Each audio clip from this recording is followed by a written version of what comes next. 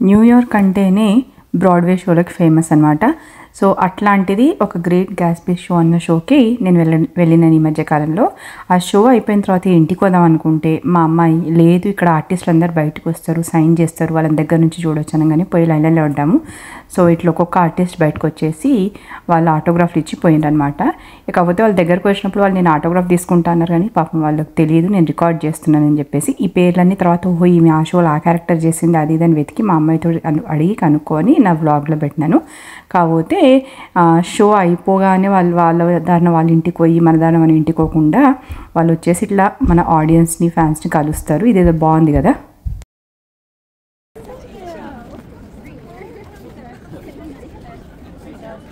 నేను పక్కకు నిల్చున్న వాళ్ళలో కొంతమంది ఇట్లాంటి షోస్లో ఇంట్రెస్ట్ ఉన్న వాళ్ళు, మీరు ఎక్కడ ట్రైనింగ్ తీసుకున్నారు, నేను కూడా అక్కడ పోయినా అని మాట్లాడడము, వాళ్ళతో సెల్ఫీలు దిగడము, వాళ్ళు ఎన్నేళ్ళ నుంచి చేస్తున్నారని అడగడము, ఇవన్నీ జరిగినాయి.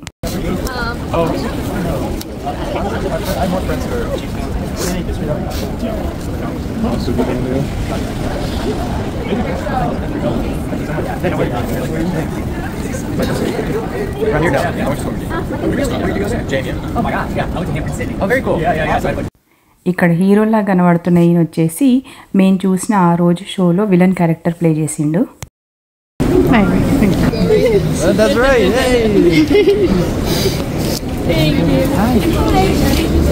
ఇప్పుడు ఇక్కడ ఈ ఆరెంజ్ కలర్ టోపీ పెట్టుకొని వస్తున్నాయని వచ్చేసి హీరో వాళ్ళ ఫ్రెండ్ క్యారెక్టర్. అట్లాగే హీరోకి ఒక మాజీ లవర్ ఉంటుంది అనమాట, ఆమె ఫ్రెండ్ ఆమె కజిన్ అనమాట, ఆ క్యారెక్టర్ అనమాట.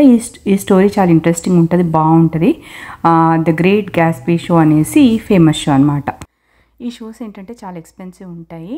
అమెరికన్స్ చాలామంది ఈ షోస్ చూడడానికి ఇష్టపడుతూ ఉంటారు. లైవ్గా వాళ్ళు పర్ఫార్మెన్స్ ఇస్తారు. ఆర్కెస్ట్రా కూడా ఈ స్టేజ్ కింద లైవ్గా ఆర్కెస్ట్రా ప్లే చేస్తూ ఉంటుంది. అండ్ ఈ షోలలో చాలామంది సెలబ్రిటీస్ పార్టిసిపేట్ చేస్తూ ఉంటారు. ఇక్కడ మీకు కనబడుతుంది కదా మెయిన్ లీడ్ యాక్ట్రెస్, ఆ రోజు ఆమె ఫస్ట్ షో అనమాట. ఆమె ఒక హాలీవుడ్ యాక్ట్రెస్, ఆమె పేరు వచ్చేసి సారా హైలాండ్. ఆ వైట్ డ్రెస్లో ఉంది కదా ఆమెది ఇది ఫస్ట్ షో. సో ఈ షో తర్వాత ఆమె ఫుల్ హ్యాపీగా వెళ్ళిపోవడం జరిగింది. మేము ఈ క్యూలో ఆమె కోసం కూడా వెయిట్ చేస్తూ ఉండే, ఎందుకంటే మా పిల్లలు ఆమె షో చూసేవాళ్ళు టీవీలలో వస్తే. సో ఆమెను చూద్దాము కలుద్దామని చూసాం, కానీ ఫస్ట్ షో కదా అందుకని ఆవిడ బయటికి రావడానికి లేట్ అయింది. సో చల్ల ఎంతసేపు ఉంటామనేసి మేము కూడా వెళ్ళిపోవడం జరిగింది.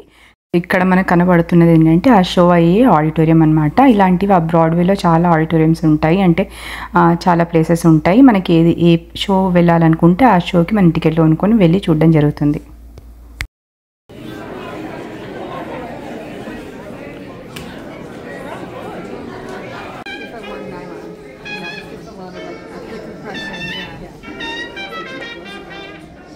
ఇవి ఆ హాల్ లోపట ఎట్లా ఉంటుంది అన్న దృశ్యాలన్నమాట. సో ఇదంతా సీటింగ్, ఎదురుగా ఉన్న స్క్రీన్. ఆ స్క్రీన్ కూడా ఏంటంటే 3D ఉంటుంది. అన్నీ ఇట్లా ప్రాప్స్ అన్నీ వస్తుంటాయి వెళ్తుంటాయి, సోఫాలు, బిల్డింగ్లు, కార్ వచ్చేస్తుంది, గరాజ్ వస్తుంది, అన్నీ వస్తాయి అన్నమాట. ఇక్కడ చాలా బాగా అరేంజ్ చేస్తారు. మన కళ్ళ ముందే అన్ని ప్రాప్స్ కదులుతూ ఉంటాయి, ఇంటి వాతావరణం కనబడుతుంది, బయట గార్డెన్ అన్నట్టు గార్డెన్ ప్రాప్ వచ్చేస్తుంది, పార్టీ అయినప్పుడు ఆ పార్టీ సెట్టింగ్ వచ్చేస్తుంది, అన్నీ ఇట్లా మనకి స్క్రీన్ పైన వచ్చి వెళ్తూ ఉంటాయి అన్నమాట. మధ్య మధ్యలో అదేంటంటే పాటలతోటి డైలాగ్స్ తోటి చాలా మనల్ని ఫుల్ టైం ఎంగేజ్డ్గా పెడుతుంది.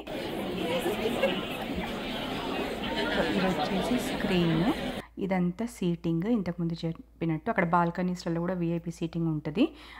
మనకి లైక్ మూవీస్లలో చూపెడతారు కదా పాతకాలంలో, అట్లా ఆ టైప్లో ఆ తరహాలో ఉంటుందన్నమాట.